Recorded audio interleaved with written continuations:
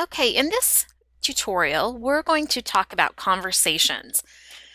Now remember that conversations, the Canvas way, really means any interaction between the student and the teacher, any type of written interaction. Well, and it could even be a video conversation, but it's any type of communication going back and forth. This includes your inbox.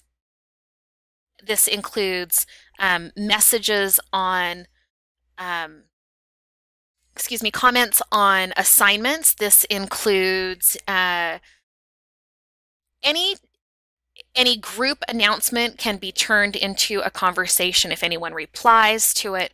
So it's really just a conversation is that whole concept of communicating between the teacher and the student. And there's a few ways that you can access these conversations.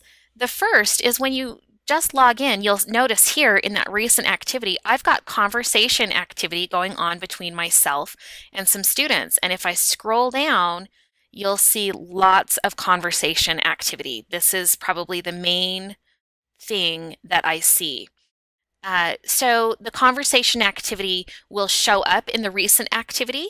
It will also show up in your inbox. Now, I don't have a little number here, but when I get a new message, a little number pops up next to this inbox link, and that tells me how many new messages I have. Sometimes it's kind of freaky when I log in and I've got 47 new messages. When I click on the inbox, you'll notice now it looks similar to an email, any other email program that I might be using. I have messages over on the left. I have a window to create a new message, but if I click this little blue dot over here tells me that this message is unread. And if I scroll down, you'll see I've got lots and lots of messages. So if I click on a message that hasn't been read, now you'll see that I've got a little preview window on the bottom right. And if I scroll down, I can see the entire history of conversation with this student and some interesting things showing up here. So these messages are just things that were sent directly to my inbox. And if I scroll down a little bit, oh, this one is indented a little bit and it has a title or a subject, week 2 assignment. That means this particular conversation with this student is regarding an assignment. It was originally a comment on an assignment. And yeah, it's from me and it's showing up in my inbox. So that can be a little different, that messages that you write to a student, if you've already engaged in a conversation with that student in any other way, it's going to show up in your inbox. And so you do need to scan all of these, and you might see some of these messages don't require any action. Attached is my week 3 assignment. I don't need to do anything with that. And some of the messages are from me. It looks like I don't see any here right now, but if I've made a comment on an assignment, it's going to show up in my inbox as well. Now there's a quick way to filter. I can filter my inbox by clicking on this little down arrow, and I can have my inbox filter to only unread messages. That's pretty nice right there. I can also quickly archive these messages. If there's something that I just don't need to take action on, if I see that it's a message from me, I can click on this little gear box and archive it. What that does is it removes it from my inbox. I can always find it again by going back to filtering for archived messages. And now all of those archived messages will show up. It's not that I've deleted it. Okay, I don't want to delete it, but I'll archive it. So some things that you need to be aware of when you're facilitating or instructing a class using Canvas is that the inbox can be a little overwhelming. Sometimes, like I said, you open up your Canvas account and you see that you've got 120 messages in your inbox, and that just seems like so many, when really 60 of those are comments that I have made myself to a student. So I go to my inbox, quickly scan them, scroll through them, archive the ones that I don't need to deal with, and then address the inbox messages that I really do need to address. So, again, you can access those conversations in a couple of different ways. If I go back to my home page, you'll see that there are conversations showing up in my recent activity, and I can reply to those messages right from that recent activity page. Right here, I could reply to a message right from there, or I can go into my inbox and reply from there. Now, again, also depending on how you have notifications set up, some of these messages are going to show up in your regular email address book as well, or in your regular email stream as well. So Canvas now has made it so that you can reply directly from your email, or you can reply from your Canvas inbox. I find it a little bit easier to manage all of my Canvas email from within Canvas, but I'm sure there are other instructors who find it easier to manage things from their email. So just be aware that you're going to see things in a couple of different places.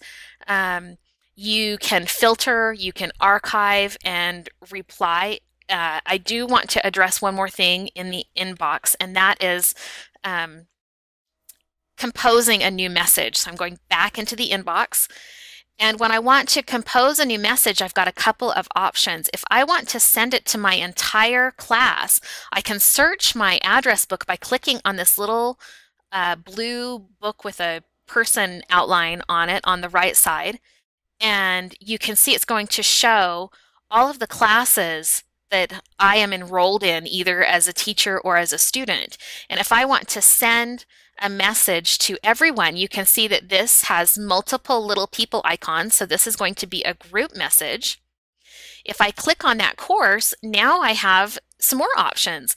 I can check that I want this message to go to everyone, that I only want it to go to the teachers, or that I want it to go to the students.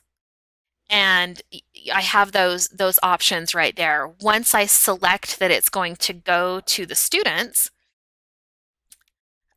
I simply click off of that, and now I can start my message. And maybe it's, remember, I'll be out of town.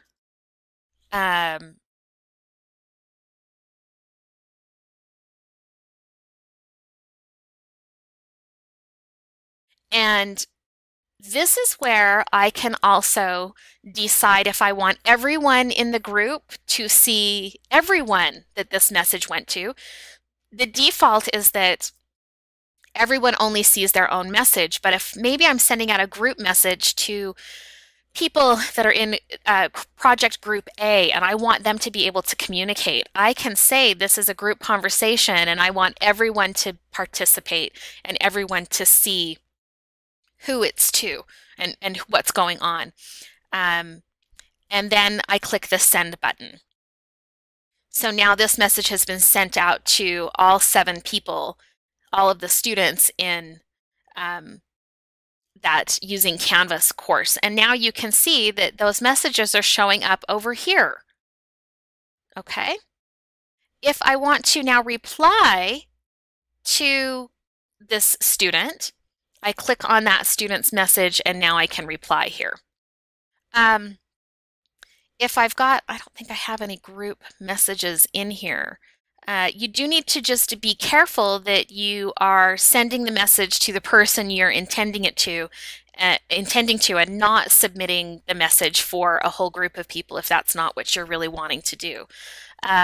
Some of the differences between making announcements and using your inbox messaging tool. I use announcements for things that are specific to a course. And one of the ways that you can use the messaging is I can actually write a message, and if you notice, I can pick all of my courses. So I'm going to pick that training course going to everyone. I'm going to pick this Try Things Out course, and I want it to go to everyone. And shared resources, I want it to go to everyone.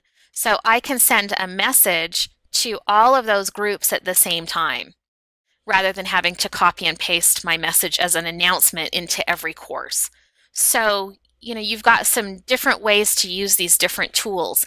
I hope that this tutorial helps clarify how conversations are used and the different ways that you can access the tool and reply to students and really keep that conversation going, keep the communication open between you and your students. So if you have any questions about the conversation tools, please contact your instructor directly, and we'll see you in class.